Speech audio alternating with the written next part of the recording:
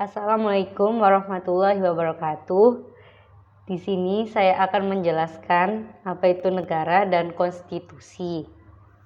Sebelum saya menjelaskan apa itu konstitusi dan negara, perkenalkan nama saya Niza Arbaina, Prodi Hukum, kelas 3A. Pada materi ini, subbab-subbab yang akan dibahas yaitu apa itu konstitusi, apa itu konstitusionalisme, apa itu negara, dan hubungan konstitusi dengan negara.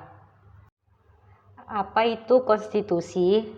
Konstitusi menurut E.C.S. Watt mengartikan konstitusi sebagai dokumen yang menampilkan prinsip, fungsi, dan mengatur tata cara lembaga-lembaga pemerintahan negara.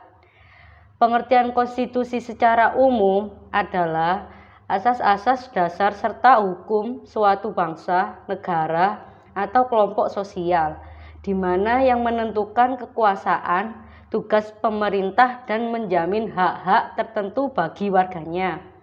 Bagi sebuah negara, konstitusi merupakan kumpulan doktrin serta praktik yang membentuk prinsip pengorganisasian fundamental. Pengertian konstitusi ini menjelaskan terkait apa yang bisa dilakukan oleh tiap cabang pemerintah. Selain itu juga menjelaskan bagaimana tiap cabang pemerintah mampu mengontrol cabang-cabang lainnya. Konstitusi juga berarti agregat dari dasar prinsip-prinsip yang menjadi hukum dasar negara, organisasi, atau dari entitas lain. Umumnya akan menentukan bagaimana entitas tersebut akan diatur. Hukum tersebut sebenarnya tidak mengatur hal-hal yang terperinci, melainkan hanya menjelaskan prinsip-prinsip yang menjadi dasar bagi sejumlah peraturan lainnya. Akan tetapi, konstitusi berpengaruh penyelenggaraan negara yang mempunyai fungsi 1. Fungsi penentu serta pembatas kekuasaan organ negara. 2. Fungsi pengatur hubungan kekuasaan antar organ negara. 3. Fungsi pengatur hubungan kekuasaan antar organ negara dengan masyarakat negara tersebut.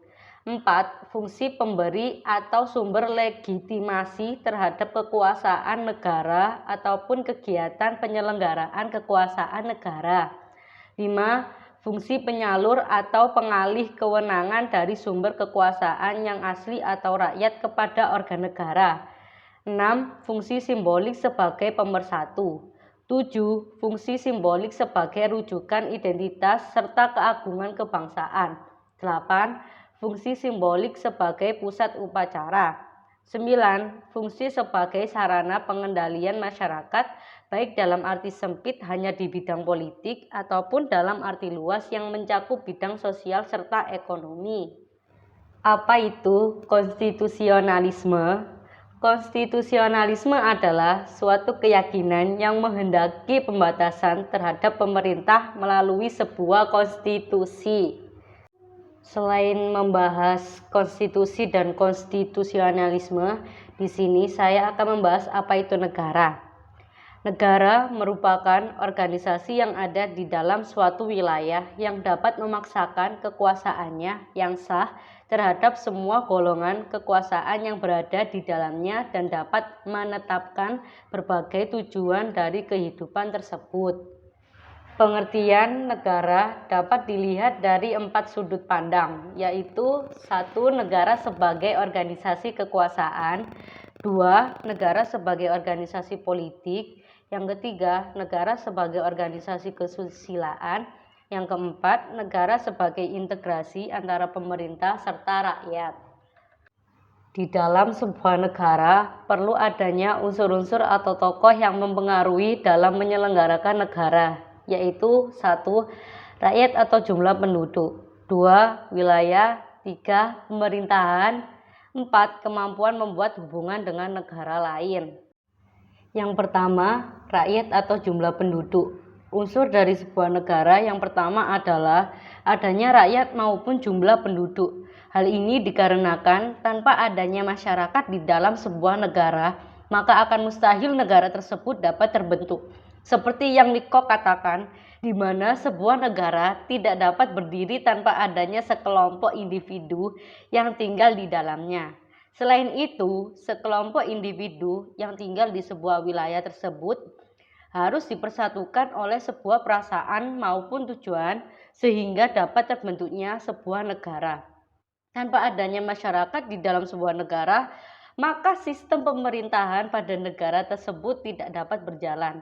Masyarakat yang ada pada sebuah negara juga berfungsi sebagai SDM atau sumber daya manusia yang berguna bagi sebuah negara dalam menjalankan kegiatan atau aktivitasnya di kehidupan sehari-hari. Yang kedua, wilayah. Unsur dari sebuah negara yang kedua adalah wilayah, di mana jika pada sebuah negara tidak ada wilayah yang dapat ditempati atau ditinggali oleh manusia di dalamnya, maka negara tersebut tidak akan terbentuk. Selain itu, individu yang ada di dalamnya juga harus ditinggal secara permanen agar sebuah negara dapat terbentuk. Seperti pada contoh yang dapat kita lihat adalah bangsa Yahudi, di mana mereka tidak mendiami sebuah tempat secara permanen dan terus berpergian sehingga mereka tidak memiliki tempat tinggal atau wilayah yang jelas yang dapat mereka jadikan sebagai sebuah negara.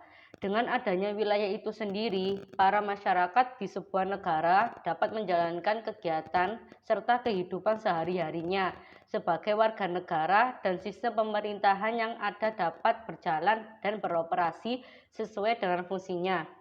Yang ketiga, pemerintahan.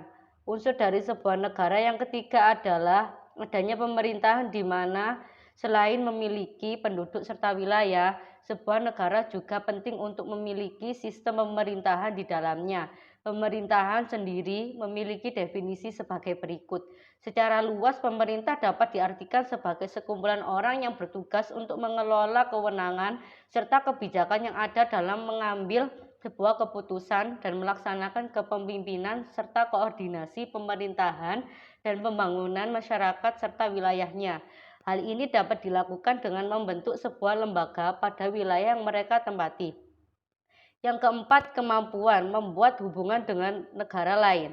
Unsur dari sebuah negara yang keempat adalah kemampuan sebuah negara dalam membangun hubungannya dengan lain.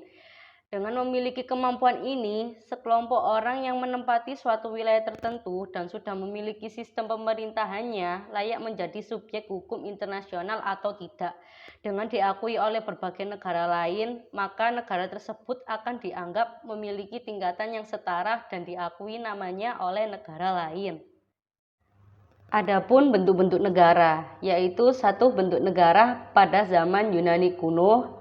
Kedua, bentuk negara pada zaman pertengahan. Yang ketiga, bentuk negara zaman modern hingga sekarang. Dan yang terakhir, hubungan konstitusi dengan negara. Hubungan antara konstitusi dengan negara sangat erat. Negara dalam hal ini pemerintah tidak dapat melaksanakan kekuasaan tanpa konstitusi, karena konstitusi merupakan dasar negara. Dasar negara membuat norma-norma ideal yang penjabarannya dirumuskan dalam pasal-pasal yang terdapat pada Undang-Undang Dasar 1945 Konstitusi yang merupakan satu kesatuan utuh, di mana tercantum dalam pembukaan Undang-Undang Dasar 1945 dengan dasar negara Pancasila. Melaksanakan dasar negara, demikian sebaliknya, konstitusi tidak akan lahir tanpa adanya negara. Akan tetapi, kelahiran sebuah konstitusi adalah kehendak dari rakyat, sebab rakyatlah yang memiliki kedaulatan atas negara.